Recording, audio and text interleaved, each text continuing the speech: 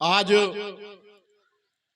Chaudhary Kasim memorial public school Piplothi Khurd के annual function में आज के इस कार्यक्रम के चीफ गेस्ट मुख्य अतिथि बहुत ही परम सम्मानित श्रीमान आरवी समाधिया जी, जो हमारे यहाँ सर्विस करके गए हैं, विशिष्ट अतिथि के तौर पर उनके साथ बैठी उनकी धर्मपत्नी श्रीमती कृष्णा समाधिया जी। हमारे बीच से जो विशिष्ट अतिथि थे भाई शहजाद खान साहब हसनपुर से, वो हमारे कुछ जरूरी काम था, हमारे बीच से चले गए। मंच पर विराजमान बहुत ही परम सम्मानित प्रधानाचार्य श्री जयपाल सिंह जी और अन्य सभी मंचासीन अतिथिगण इस कार्यक्रम का बहुत अच्छे ढंग से संचालन कर रहे इस संस्था के प्रधानाचार्य श्रीमान आबिद अली जी, इस संस्था के प्रबंधक भाई अब्दुल रहमान साहब, इस कार्यक्रम में मुझे आने का सौभाग्य प्राप्त हुआ भाई राशिद अली जी, जो इस संस्था के संस्थापक भी हैं, मेरे स्टाफ में अध्यापक भी हैं, और इस कार्यक्रम में उपस्थित बच्चे व उनके अभिभावक, यहाँ का समस्त स्टाफ, दूर दराज से आए हुए विभिन्न अतिथिगण जो सम्मानित साथी इस कार्यक्रम में मौजूद है, सबको इस मंच की तरफ से विद्यालय परिवार की ओर से बहुत बहुत बधाई, शुभकामनाएं।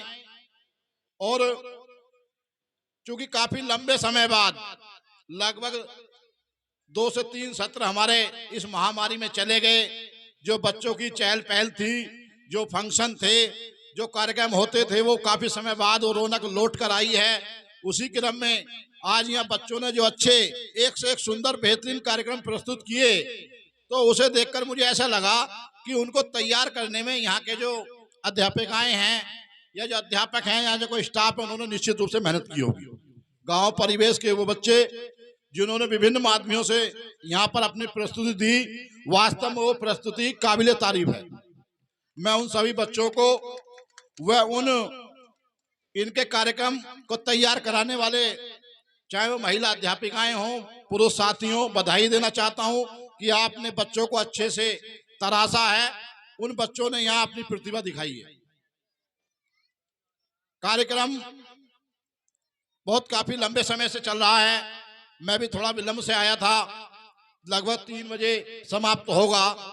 तो आप लोगों से, चूंकि कुछ बच्चे चले गए हैं, ये कहना चाहता हूं कि मुझसे पूर्व विभिन्न लोगों ने, विभिन्न अतिथियों ने, विभिन्न वक्ताओं ने एक से एक अच्छी बात रखी है। वार्षिकोत्सव है, इसका मतलब ये है कि आपने पूरे वर्ष जो यहाँ मेहनत की है, कुछ बच्चे अगली कक्षाओं में जाएंगे, कुछ बच्चे अच्छे अंक लेकर आएंगे। तो एनुअल फंक्शन इस खुशी में, क्योंकि हम पूरे वर्ष अच्छे ढंग से पढ़ते हैं, अपने टीचर्स की बात को मानते हैं, अपने अभिभावक की बात को, उनके नाम को आगे बढ़ाते हैं, तो इस खुशी पर वर्ष में एक बार ऐसा मौका आता है कि हम एनुअल फंक्शन के नाम से एक कार्यक्रम करें, जिसमें बच्चों के अंदर जो प्रतिभाएं हैं, बच्चों के अंदर जो कुछ दिखाने की, अध्यापक चूंकि क्लास में जब बच्चा रहता है तो उसी अनुशासन में रहता है, परंतु आज का जो एक कार्यक्रम है उसमें बच्चे को छूट दी जाती है कि वो अपने किसी न किसी प्रतिभा को, चाहे वो नाच करे, चाहे वो कोई डांस करे, चाहे कोई कविता सुनाए, कुछ भी कहकर अपनी जो विशेष प्रतिभा है उसे अध्यापक के सामने प्रदर्शित करता है। ये बहुत अच्छी बात है। अभी मुझसे पूर्व जो वक्ता थे उन्होंने भी शिक्षा पर महत्व डाला।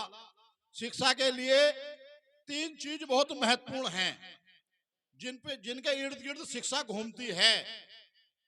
बच्चा जो शिक्षा ग्रहण करता है वो, उसका गुरु जो उसे शिक्षा देता है वो, और इन सबसे भी अहम कड़ी है अभिभावक।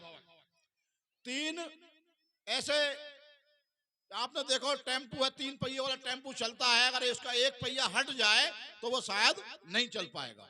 अभिभावक की जिम्मेदारी ये बनती है, बच्चों के माँ बाप की जिम्मेदारी ये बनती है कि वो बच्चे को अच्छे से नहलाकर, अच्छे से तैयार कर, उसका बस्ता पैक कर वो विद्यालय भेजे। अध्यापक उसी बच्चे को या उसी कक्षा को अच्छे और सच्चे ढंग से पढ़ाता है जिस क्लास का बच्चा अनुशासन में बैठा हो, स्वच्छ कपड़ों में बैठा हो और देखने में सुंदर लगे। सुंदरता के लिए हमें कुछ नहीं खर्च करना। गांव परिवेश के विद्यालय हैं, मैं भी एक प्राइमरी संस्थान में पढ़ाता हूं, सरकारी विद्यालय में पढ़ाता हूं, छोटे बच्चों को पढ़ाता हूं। छोटे बच्चों को पढ़ाना बड़ा कठिन काम है, परंतु बड़ा आसान काम भी है। बड़े बच्चे कुछ शरारती हो जाते हैं, छोटे बच्चों को अगर आप पढ़ाते हैं तो महान कार्य है ये, परंतु आसान भी है। सुंदर बच्चा हमेशा अध्यापक को प्यारा होता है। जैसे कोई खर्च नहीं है हमारे अभिभावक गांव परिवेश में, शहर में तो बहुत सारा खर्च होता है, कोई खर्च नहीं है, केवल सोच का अंतर है। भाई बच्चे को आप नहलाने के लिए प्रेरित कर दे, बच्चा नहा लेगा, आंखों में स्याही लगा ले, तेल डाल ले और कपड़े पहन ले। मेरे ये कपड़े जो मैंने पहन रखे हैं वास्तव में बताऊं 3 वर्ष पुराने हैं, पर धुल के मैंने प्रेस करके आपके सामने पहने खड़ा हूं तो शायद आपको अच्छे लग रहे होंगे। और ड्रेस कोड स्कूलों में इसीलिए लगाया जाता है, बच्चा यहाँ पर जो बच्चे पढ़ रहे हैं हो सकता है गरीब परिवार के बच्चे भी हों, हो सकता है बहुत अमीर परिवार के भी बच्चे हों। एक ड्रेस कोड है जो बच्चे बैठे हैं, इसलिए लगाया जाता है कि इस विद्यालय में आने के बाद उस छात्र की यह पहचान ना हो कि ये गरीब का बच्चा है या अमीर का बच्चा है।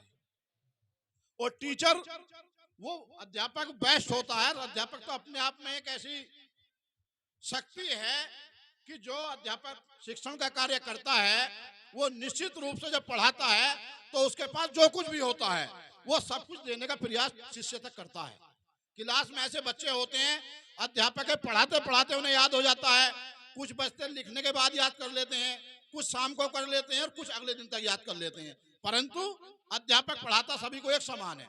वो बच्चे की कला है, सबकी IQ अलग अलग होती है कि वो अध्यापक की बात को कितने जल्दी पहचान जाता है। जो आपके यहाँ अध्यापक हैं, जो संस्थान है, चाहे वो इंग्लिश मीडियम हो, वित्तहीन हो, यहाँ का स्टाफ चूंकि उनकी मेहनत ही उनका प्रतिफल है, मेहनत ही उन्हें पारिश्रमिक के रूप पर दिया जाता है। तो आप लोग निश्चित रूप से मेहनत से पढ़ाते हो, उसका रिजल्ट भी है कि जो संस्थाएं हैं उन्होंने नित नई ऊंचाइयों को छुआ भी है। तो मेरा यह कहना है, जो अभिभावक यहाँ बैठे हैं, जो बड़े बच्चे बैठे हैं, आप 2 घंटे पढ़ के 70% नंबर लाते हैं, अगर आप 3 घंटे पढ़ो तो 80% आएंगे, आप 4 घंटे पढ़ो तो 90% आएंगे, आप 6 घंटे पढ़ो तो 90 से 95% नंबर आएंगे। तो ये पढ़ने की उम्र है, आप जितना पढ़ लोगे। आपने देखा होगा कि ऐसा नहीं है, आप जो बच्चे यहाँ बैठे हैं आप में राष्ट्र की शक्ति निहित है। आप कोई मास्टर बनेगा, कोई डॉक्टर बनेगा, कोई इंजीनियर बनेगा, कोई DM बनेगा, कोई SP बनेगा, कोई मतलब तमाम वो पोस्टें आपका इंतजार कर रही हैं जिन्हें आपको पाना है।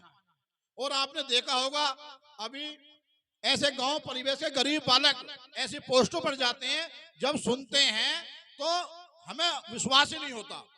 2-3 छोटे उदाहरण बताऊंगा इसी जिले के।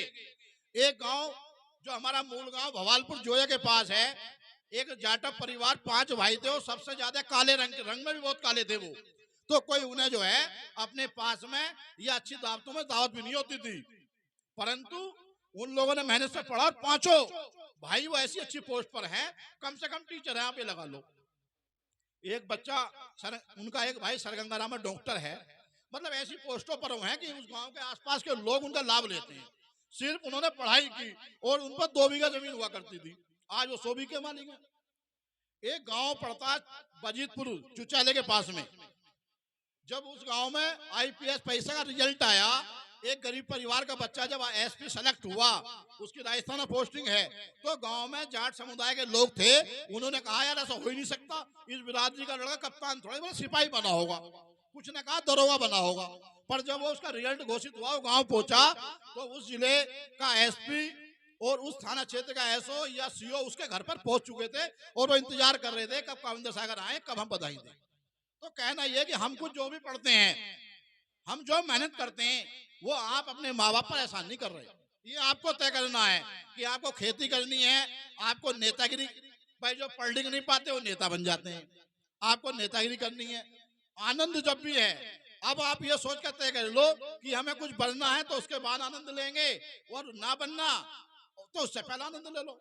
तो कुल मिलाकर ये जो फंक्शन है बच्चों की झिझक खोलने को, अपनी बात कहने के लिए, और जो और सारे अतिथि हैं उनकी बात सुनने के लिए होते हैं।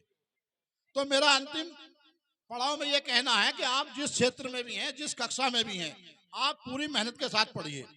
रही बात अध्यापक की, वो बच्चा कभी आगे नहीं बढ़ पाता जो अपने गुरु को गुरु नहीं मानता। जो आपको पढ़ा रहे हैं निश्चित रूप से वो आपसे उम्र में भी बड़े होंगे और ज्ञान में भी बड़े होंगे। जब आपसे उम्र में ज्ञान में बड़े हैं तो वो आपका अच्छा या बुरा भविष्य वो अच्छा जानते हैं। और अध्यापक, चूंकि मैंने भी लंबे समय बच्चों को पढ़ाया है, और मैं बता दूं हम भी एक गरीब परिवार से हैं। हमारे पिताजी 4 भाई थे, तो हमारे जो 3 भाइयों, जो हमारे ताऊ थे 3, उन्होंने बच्चे नहीं पढ़ाए। हमारे पिताजी ने हमें जमीन ना खरीद के हमें पढ़ाया। तो आप विश्वास नहीं करने के, जब हम गांव में जाते हैं, चूंकि अभी हमारे गांव में रहन सहन संपत्ति सब है, हमारी माताजी भी कोरोना काल में हमें छोड़ के चली गई, तो वो ना तो दावत में हमसे मेल खाते हैं। जब गांव में झगड़ा होता है हम कहते हैं यार हमारे परिवार के लोगों की मदद कर देना, तो दरोगा या इंस्पेक्टर ये कहता साहब ये तुम्हारे परिवार के तो लोग नहीं है, ये तो बहुत निम्न श्रेणी के लोग हैं, मन की मजबूरी है सिर्फ है, ये हमारे एक दादा की औलाद है भी, हमें कहने में गुरेज नहीं है। अंतर सिर्फ इतना है कि इनके माँ बाप ने इनको नहीं पढ़ाया और हमारे माँ बाप ने हमको पढ़ाया, और पढ़ाने का नतीजा भी ये है कि उनसे जमीन हम पे उस समय बहुत कम थी, अब बहुत ज्यादा जमीन है, बहुत ज्यादा तो नहीं पर उनसे ज्यादा है, उनसे अच्छा मकान भी है, अच्छा रहन सहन भी है। तो शिक्षा ही एक ऐसा रास्ता है जो आपको उन्नति की तरफ ले जाता है। आप लोग जितने यहाँ बच्चे हैं, आपने बहुत अच्छी प्रतिभा दिखाई। प्रत्येक बच्चे में एक ना एक प्रतिभा होती है। मैं आपको बताऊं, मुझे तो बचपन से ही राजनीति करने का शौक था। मैं वहाँ बिजनौर रहा छात्र संघ में, तो वहाँ छात्र संघ का अध्यक्ष भी रहा, चुनाव भी लड़ा। हॉस्टल में रहा, वहाँ भी चुनाव लड़ा। अब टीचर हूँ, टीचरों को चुनाव होते वहाँ भी मैं चुनाव लड़ा, और अध्यक्ष मास्टर का प्रतिनिधि करता हूँ। तो अपनी एक शौक है, आपको एक हॉबी है बच्चे के अंदर कि मुझे सिपाही बनना है। तो चूंकि जो बच्चे 8, 9, 10 में पढ़ते हैं उन्हें अभी से अपना रास्ता तलाशना होगा। मैं इंटर कॉलेज, मेरे साथी ये कहते हैं यार तुम तो मतलब जो मेरे से लोग कैटेगरी में थे मेरिट में, उनका सिलेक्शन हम तो गए नहीं। मन की यहीं रहना है, अपने लोकल में रहना, मास्टरों की राजनीति करनी, खुश रहना। कुल मिलाकर आपको खुश रहने के लिए एक रास्ता चुनना होगा। आपने बहुत ध्यानपूर्वक बात को सुना।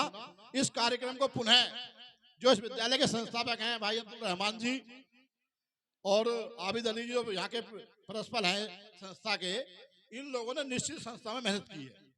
क्योंकि हम इस संस्था को अपना जैसा हमारा वो विद्यालय ऐसे ही मानते हैं, और हम काफी समय से ही आ रहे हैं। तो चाहे भवन में इन्होंने वृद्धि की हो, चाहे छात्र संख्या में की हो, चाहे अनुशासन में की हो, चाहे अध्यापक की संख्या में वृद्धि हो, निश्चित रूप से विद्यालय दिन दूनी रात चौगुनी तरक्की की ओर अग्रसर है। और हम भी ये चाहते हैं कि यह संस्था एक दिन इतना विशाल रूप लेकर इस क्षेत्र में पनपे कि जो एक कार्यक्रम है, जो तो पंडाल है, इससे 2-4 गुना पंडाल आगे भी लगे। ये हमारी शुभकामनाएं हैं।